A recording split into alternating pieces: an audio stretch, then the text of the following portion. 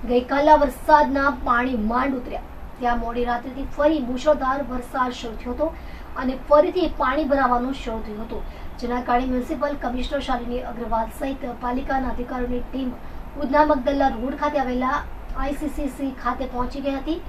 આ સુરત શહેરમાં પાલિકાના 3500 અને સુરત પોલીસના 1000 કેમેરા છે, તેનું મોનિટરિંગ ICCC પરથી થાય છે। તેનું ટીમે સતત મોનિટરિંગ કરી અને જ્યાં પાણીનો ભરાવો થયો હતો, જ્યાં વૃક્ષ પડ્યા હતા તેની માહિતી ભેગી કરવાની સાથે ઝોન અને વિભાગને આપવાનું શરૂ કર્યું હતું, જેના કારણે લોકોની ફરિયાદ આવે તે પહેલા અનેક જગ્યાએ કામગીરી શરૂ કરી દેવામાં આવી હતી। આ ઉપરાંત આ કેમેરાની મદદથી ખાડીનું લેવલ પણ વધી રહ્યું છે અને પાણીનો ભરાવો થયો છે તેની માહિતી મેળવી અને ફાયરની ટીમની સાથે આરોગ્યની ટીમને પણ રવાના કરી દેવામાં આવી હતી। આ ઉપરાંત જ્યાં પાણી ઓસરી ગયા હતા ત્યાં સફાઈની કામગીરી સાથે જંતુનાશક દવાના છંટકાવ માટેની કામગીરીની પણ સૂચના આપવા સાથે કામગીરી શરૂ કરી દેવામાં આવી હતી।